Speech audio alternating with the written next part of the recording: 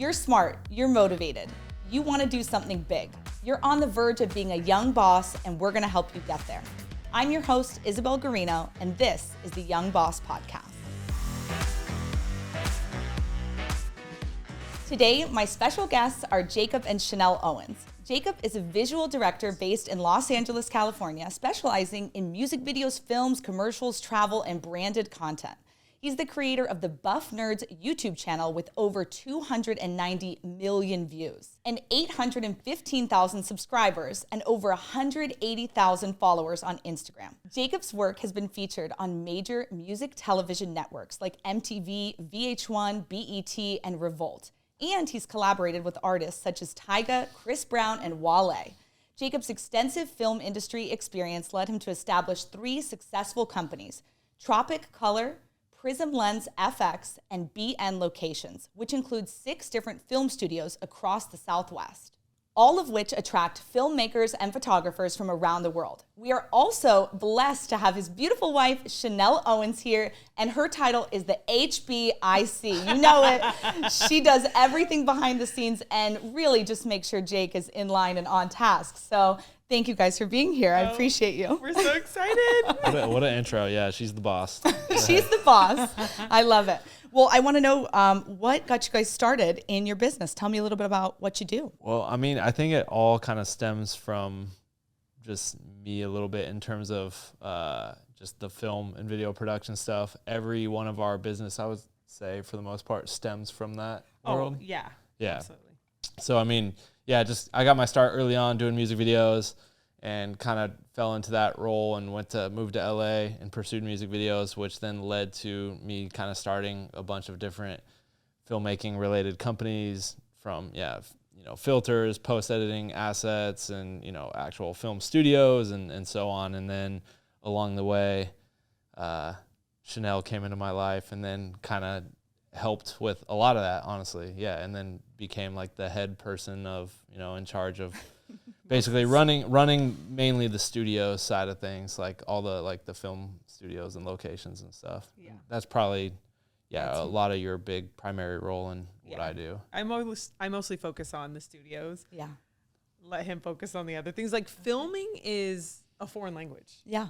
And I'm not even going to attempt to learn it. Okay. I'm going to do what I know how to do and I know how to run a business. Yeah. And so I stick to what I'm good at and I let that technical stuff be on him. Yeah. And for her, like, she's great it's different for me. Like, I came up and I kind of grew and had a following and people knew who I was. So even like with the locations, when people would show up, like, she was the one that was in charge because like I kind of it felt like this like name or image I had to protect. I couldn't be like the asshole, like, and then let it get around the community like, oh, Jake's a dick, because I'm like, hey, don't sit on our furniture if you're not shooting or whatever. So it's like I just let her be the like person to run all that, and I kind of just more so like, I mean, we decorated, planned, and did everything together, but in terms of like actually running them, like when people would hit me up, hey, I want to book your location, how much per hour, like what can we do?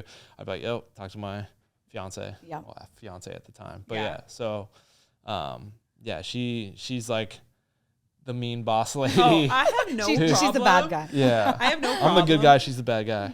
Like, I tell people I was adopted into this industry. Yeah. So like there's rules and like the way the industry runs. Yeah. And I'm not saying that I just totally go against the grain.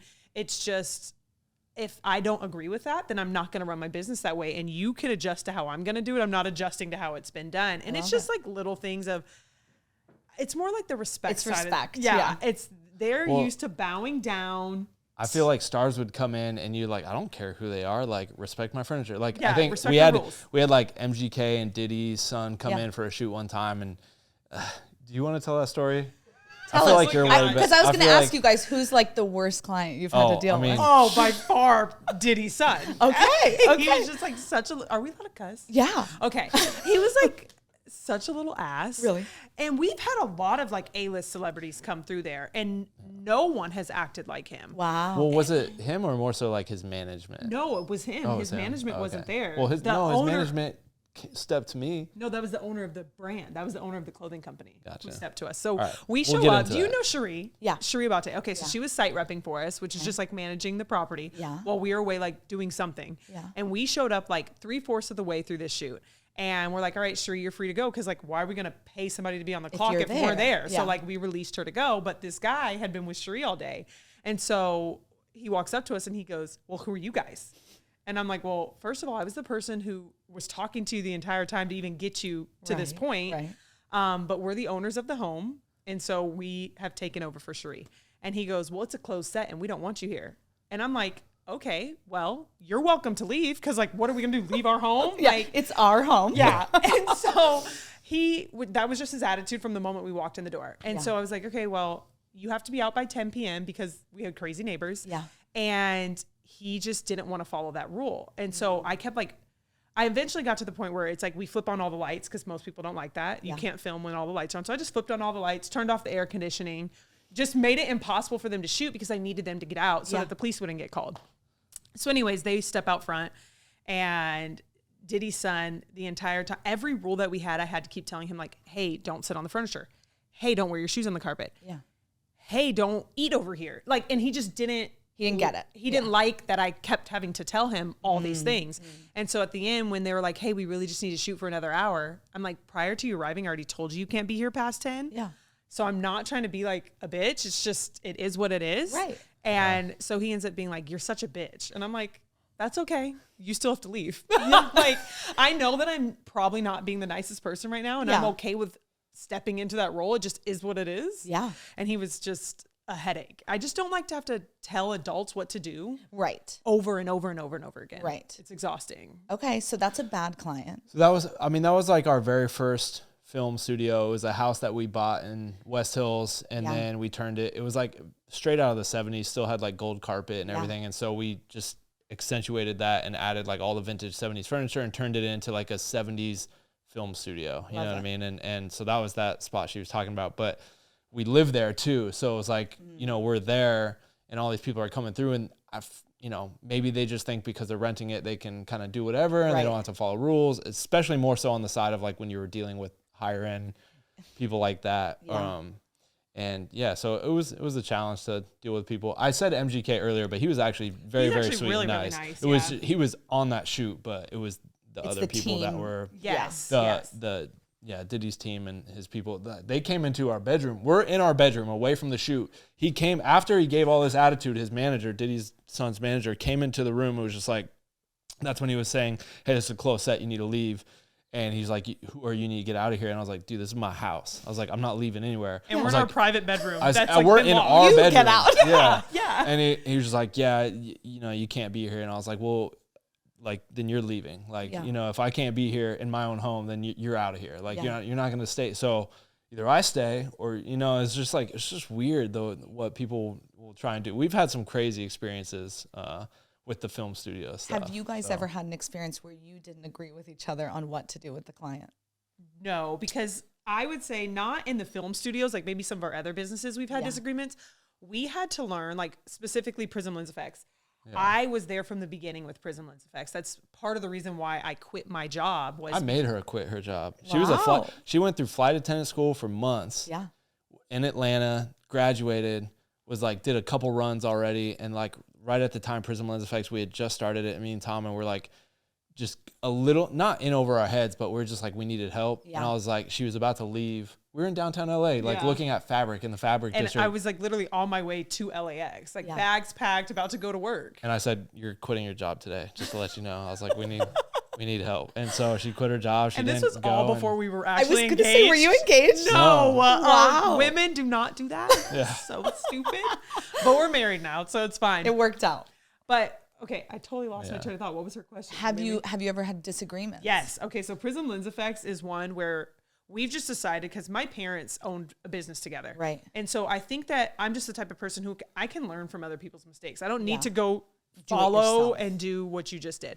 So for us, I have completely stepped back from Prism Lens Effects, and I'm a basic employee. Not right now because we just had kids, but I show up, I fulfill the orders and I leave. I don't involve myself beyond that. And I allow him to be the boss. So if he tells me, hey, this is what you need to do, then I do it. Yeah. And whereas the studios, those are my babies. Like that's my domain. And so he just lets me have control there. So I think with us controlling different businesses, it leaves no room for like fighting over like a power trip. You know what I mean? Yeah. Did you have to have that conversation at some point? Oh, heck yeah. Because I was tripping. Like, I'll admit that I was tripping when it came to Prism Lens Effects. Yeah. I just wanted it to be a certain way. Right. And so it was just like, we were just butting heads. And I'm like, all right, let me just back off because like, why do I actually really even care? Are we making money? We are. So I'll just back off. Yeah. We butted heads a lot on that one. I would say the only other like real probably disagreement that was like pretty pertinent was when after the very first studio honeymoon that we were just talking about, we were probably 3 or 4 months into it, maybe a little bit more, and it was doing really well. And I was like, we should do another. And I always wanted like a desert like property with like a bunch of acres to do a bunch of cool stuff. And so we were going to like, what's that, Melrose flea market or whatever. And I just was like, or no, you suggested, you're like, oh, it's going so well, we should do another. And I was like, oh, we should. And I always knew I wanted to do that desert property. So I'm on Zillow, just searching, pinch zooming in like the middle of the desert in California, looking for like cool properties. And I found this one, called this lady, was like, yo, I'm going to go see this. And I went and saw it with my buddy and I was like ready to buy it. And I mean, again, we're just dating at this point too, right? Yes, but it's like we're 4 months in and granted it is going well, but I'm like, this is 2 hours from LA. Like who's going to go up there and manage the property when we have bookings? Like I'm thinking all of that. And he's just thinking, oh, this is a cool property. Let me buy it. And then the stipulations were like, you can only pay cash for this property. And I'm like, oh my gosh, we're going to drain the bank. Like my mind's just going in a million directions. Needless to say, she was very, very against it and was super vocal. And she's like, this will be the dumbest mistake you make and all this stuff. And like, I'm like, no, I really want it. And I think it'll be cool. And yeah, we butted heads heavy on that one, but yeah, ultimately he won. I won. Yeah. And it's a great property and it's working out. I was wrong. I'll admit it. So you obviously grew up with entrepreneurial parents, right? But it sounds like you're less risk averse, right? That 100%. You're cool with risk. Yeah.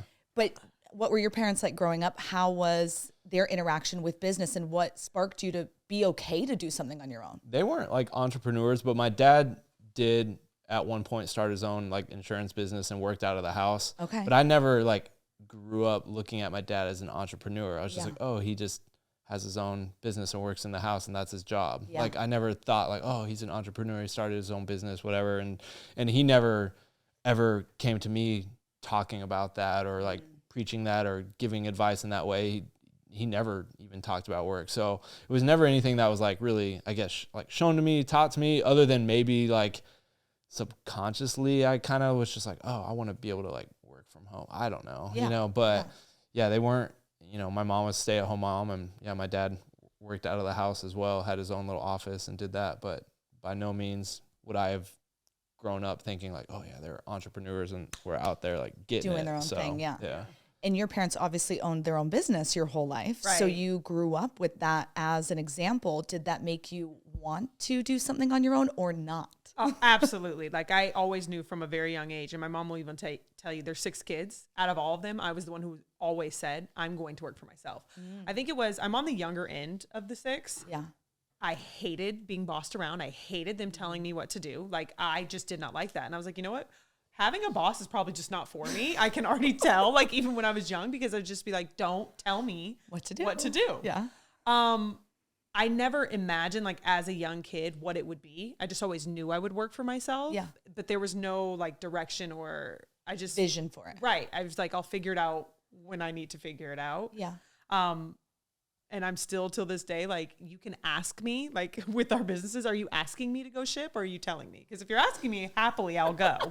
But if you're telling me, then like, no, but absolutely. It's my parents were like, work for yourself. Yeah. Yeah. It's I know you just had young kids. Congratulations, twins. Thank you. Yeah. Do you feel like you're going to try to get them to not do the 9-to-5 lifestyle or is it kind of whatever they want? I feel like you just talked about that. Yeah, I think you let me, like, I'm a huge researcher. Mm-hmm. Like, I'm not a rash decision maker. Yeah. My sister told me about a book once called Rich Dad, Poor Dad. Yeah. She's like, just read it. I open it up. This was years before we had kids. I open it up and like the first few pages talks about him not sending his kids to college. I'm like, close the book. Absolutely not. That is just crazy. Like our kids are going to college. And now I sit here and I'm like, I don't know if our kids want to go to college, you 100% have our support. Right. If you don't, you 100% have our support. I don't know if I want to push it on them. I kind of want them to make their own decision and they'll have my support no matter which direction they go. Yeah. I might probably try to like weasel in there and be like, you don't want to work for anybody else. Yeah. But it's not going to be something that I'm like throwing in their face because I just don't want them to feel like if they do end up working for someone else that they've like failed. Right. Yeah. You know, so it'll be a soft push. Okay. Yeah. I mean, for me, like going back to my college experience, I wanted to drop out because I like started doing what I wanted to do. And I mean, shoot, Corey probably knows a little bit of this story, but like I was ditching class to like go film music videos and stuff that I was getting paid to do. And I was like, dude, I don't need to be here. I'm doing what and I think now more so than ever, like you can learn what you need to do or what you need to know online or through a mentorship or through just being somehow an internship or getting involved with someone who's a master at what they do and like coming under their wing. Like you don't need to go to school. So if they want to go to school, they want to go to school. Cool. Again, support. But if they are like, hey, this is what I want to do. Like I've had experience where I just know like it can be done like by not going to school, you know, if you wanted to. And so whatever they want to do ultimately. I think as long as there's a plan, like we're not I don't see myself being okay with, I'm not going to school and I have no intentions of doing anything. Then no, you're probably going to need to go to school. But I think educating them too on the pros and cons of each before, like letting them know like, hey, like, yeah, I've done this. This is what I've done. But like, hey, this is all the things that I had to sacrifice to do this and all the maybe not cons, but things that come along with it. But yeah, if you go to school here, and get a regular 9-to-5 job, here's the benefits. Here's just kind of like paint the picture of both things and not necessarily paint one as like bad or good. Like, you know what I mean? Yeah. Has there ever been a moment of fear where you guys like didn't know where the next job or didn't know where the next paycheck was coming from? I've had that like prior to being with him because like I owned my own business prior to dating Jake. Yeah. And yeah, it was hard. Yeah. And I look back and all the knowledge that I've gained from being in business with him and watching him, I'm like, gosh, had I applied that to what I was doing before you, I probably would have been really successful. But I definitely had to close that business because I was making good enough money that like where we're at now as a married couple would have been great side money. Right. But we were dating, but essentially like a single woman, I'm like, okay, I need more money than this to like survive. And so, yeah, I've had that fear, but in our businesses now, I personally have not had that fear. Yeah. I mean, maybe when I was coming up a little bit, but I don't think it's necessarily a fear of like the next paycheck, but more so like, all right, I have so many ideas in my head all the time. And for me, it's more of like, all right, when is this thing going to be no longer like,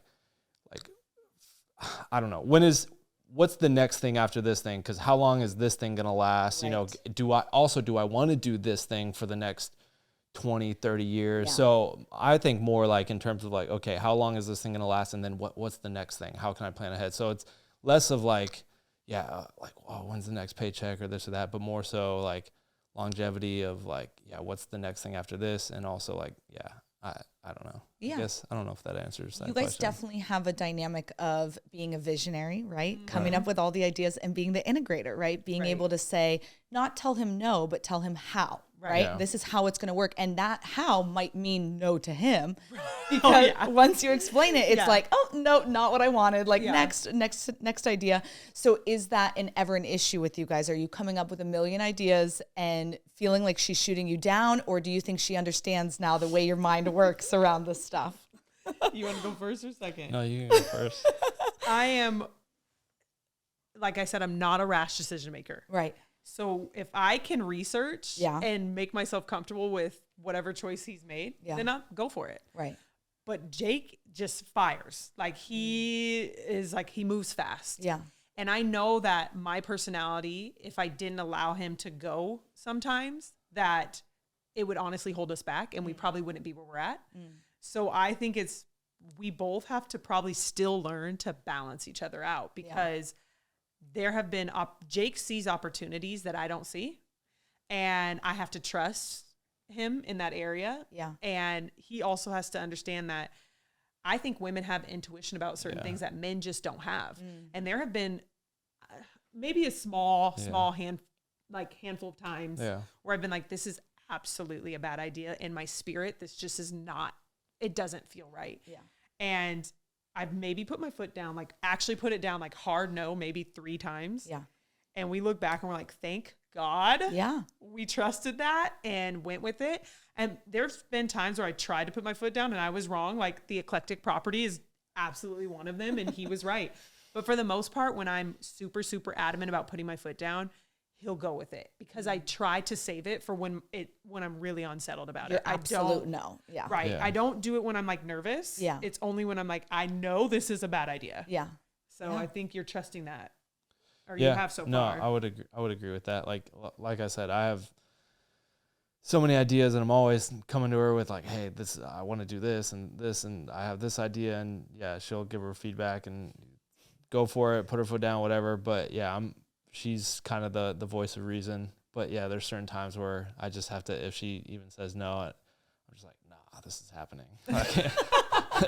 Just like eclectic. Like I just saw that. Like I don't think she saw it, and I think she's just much more reserved and cautious, and I'm much more like, I'll take a crazy risk, and if I take a loss, I take a loss, but I would much rather, like, you never know what that thing could turn into. And some of the things I've taken big risks on and what they are now today, it's like, dang, if I wouldn't have taken that risk, I wouldn't have this today. That's crazy. And so I'm much more in the boat of like, if I have an idea, see it through, take a risk. If it fails, cool, on to the next thing. You know what I mean? Like you're bound to fail regardless. Like you're never going to win 100% of the time. So if any entrepreneur was winning 100% of the time, everybody would be an entrepreneur. Yes. Yeah. You know what I mean? Like you're going to fail. Yeah.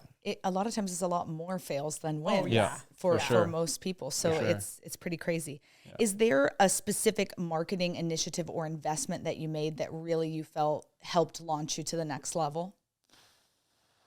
Marketing initiative I mean, the biggest thing for me, I think that just helped with everything was just social media, just always putting stuff out on YouTube, Instagram, sharing things, like sharing, what I was doing or valuable information or whatever it was. Like, I mean, I guess you could look at that as an investment of time into, what about just the weekend? We could talk about that for sure. But like, I think, you could look at something as an investment monetarily, but also just in terms of time as well. And the time that I always took to like document everything and put it on, YouTube, Instagram, talk about things, whatever, was like huge to building my personal awareness, brand awareness, the other brands and whatnot, which ultimately led to, everything doing pretty well. So that, but also, I mean, probably, what was that, 3-4 years ago, I'd always done everything in that way of what we were talking about, just like natural, social media, organic. But like 3 years ago, I had someone approach me who was just like, hey,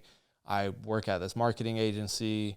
I've been following you. I think 2 of your brands would be a good fit for the marketing agency I work with. And we had like a bunch of calls back and forth, and like it was a lot of money to like basically come on retainer as one of their clients, and they would do, marketing, email, SEO, just like a whole gamut of things. Yeah. And it was like a big financial investment, but that ultimately, I mean, after we did that and saw that through for a couple months, like that's ultimately, I think, a huge proponent into why we're in business, where some of our brands are, where they're at today, for sure. Wow. So I think those 2 different things, like definitely teaming up with and paying for like a marketing, digital agency, and then also just investing my time into social media. Yeah. Very cool. I know a lot of entrepreneurs are terrible at celebrating their wins.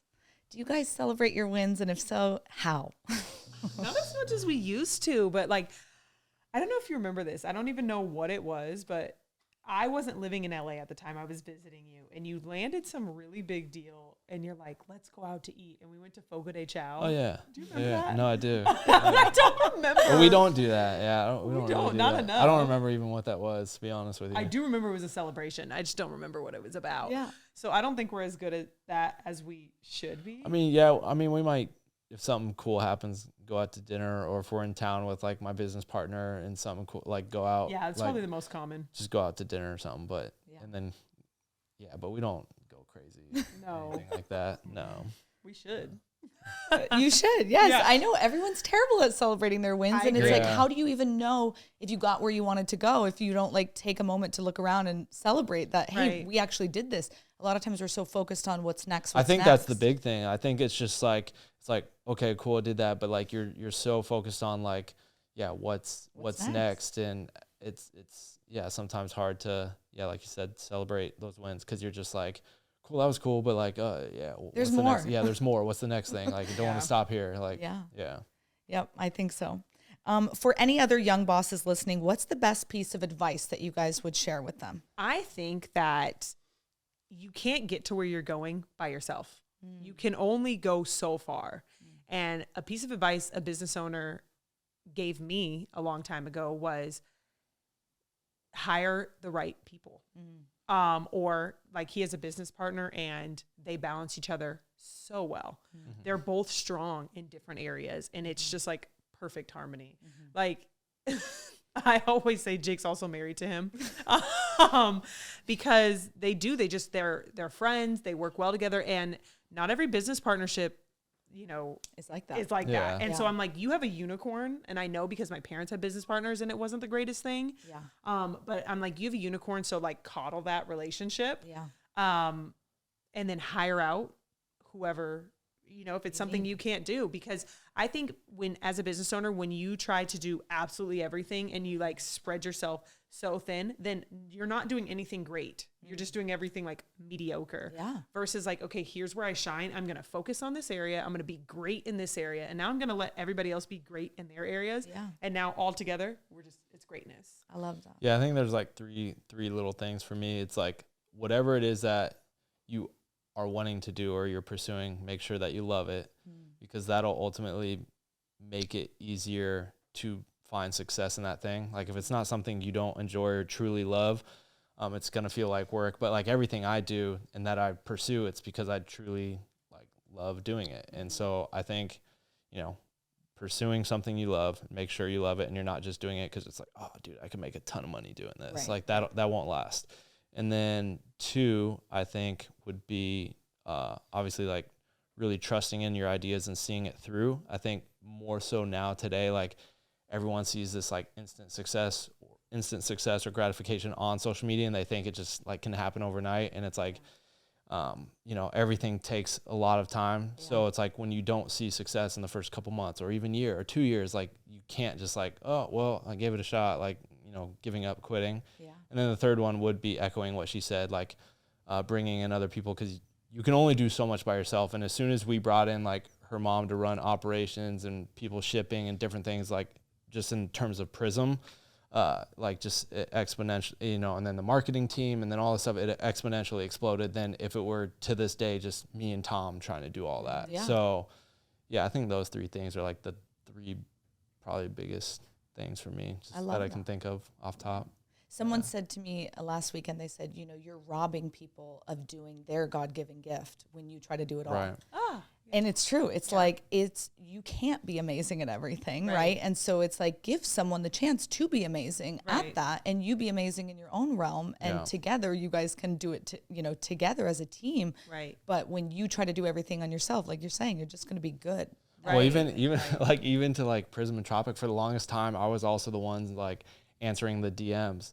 And like, I already have so much to do, but then I was like doing that every day and I would just be so busy with certain stuff. Like my responses, albeit they weren't like mean or rude, people perceived it as that. And so they're like, but I was just to the point. Just short to the point. They're like, wow, thanks for the great customer service. It's like, dude, I didn't even say anything like mean or anything. I was just like, they'd be like, hey, does this filter create this effect if we do this? I'd be like, yes. Like, it'd be like, they'd be like, wow, so rude. I'm like, what? I answered your question. Like, how was that rude? But like, so like bringing someone, like we brought someone in to like handle all that. And like, he's really good at just being friendly. Being friendly so and customer service. He's patient and like, so it's like that has helped, it's those little things, But yeah. That's great. Okay, is there any dirty little insider secret in the film industry that you'd want to share with everyone, or maybe not want to share, but are willing to? He is a secret share. He does not. People literally in the industry have gotten mad at him for sharing like secrets of like how you pull off a certain shot. Yeah. And he's like, no, I'm sharing the information. I don't really hold. You don't gatekeep. I don't gatekeep or hold any like my cards to the vest. Like I kind of share and talk about whatever. So okay, good. So follow Jake and you'll get all the secrets. Yeah, follow me, get all the secrets. I think though, by you being willing to anyone, like I do think there are certain things that you do need to keep close to your chest. I do think there's a secret sauce, but I also think that like for how he's done business, no one is going, you can share your secret sauce and no one is going to do it exactly like you. So it really does make them different. They really can't 100% duplicate it because they're not you. Right. And so maybe the secret sauce is you, and whatever your business is. I don't know. That. Yeah. I mean, I remember being on sets early on, and there would be like a director if I was DPing or if Tom was DPing, and he would, I remember this story. It's a funny story pretty vividly. It was a pretty big director. Tom was DPing, and I guess he was using this like secret thing on set, which it kind of stemmed the idea for Prism lens effects a little bit. But like we always like danced items in front of the lens, but like one of the directors brought out on set one of these things to dance in front of the lens, something different than we used. And he was like, hey, don't tell anyone about this. This is a secret. You can't blah, blah, blah. And it was just like, Tom was just like, bro, what? Like, that's so whack. And like, Tom was just like, so do you want to do this on our next set, Jake? And I was like, yeah, run it. Let's go. And so we, it's just like there's people out there that literally like they don't want anything they do or how they do it to be like known or shared or whatever. And it's just like I've just never been that way. I've kind of always been an open book to how I do everything. And I think that's what's led to everything else that I have and do. You know what I mean? And that I'll say that director to this day is not doing anything right now. There you go.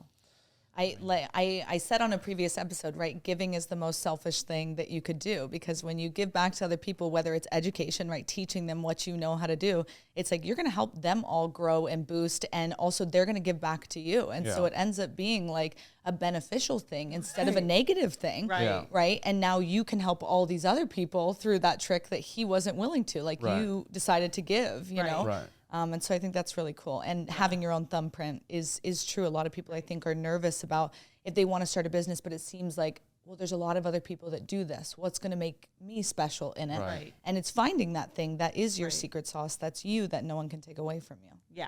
I agree, 100%. I would agree with that. Do you guys have any young bosses that you know in your life who you would want to shout out? So, okay, his name is Ryan. Yeah. He owns Guest List Shoe Store in Arizona Mills. He was at your baby shower, yeah? Yes. Okay, but he owns like a million things. Okay. And he just has the sweetest heart. Like, he's such a giver. Yeah. And I think that's why he's so successful. Yeah. It's because of like his heart. I think so as well. And he's actually one of the, like, he is my business partner in One Take Studio. So like when I wanted to open a studio here, we've kind of been friends for a while now, and he does a bunch of stuff, and he's looking to do something else and also do something with me. And so, yeah, like he's dope. I love Ryan. Yeah. Good person. But yeah, very, very just generous, giving, talented, and just a people's person. Yeah. And if you're looking for sick sneakers, he's the guy to go. He is your guy. Yes. Okay, well, shout out to Ryan. Well, thanks again, guys, for being here with me. It was a lot of fun to hear about your guys' experience in business and all that you guys are doing. I really appreciate it. Thanks for having us. You got it. Likewise. Thank you. Thanks for listening to another episode of the Young Boss Podcast with your host, Isabel Garino. Be sure to like, share, and follow on Instagram and TikTok, and leave us a comment. Have you seen any of Jake's music videos? If so, let us know which one's your fave. Subscribe wherever you get your podcasts. And don't forget, your youth is your power.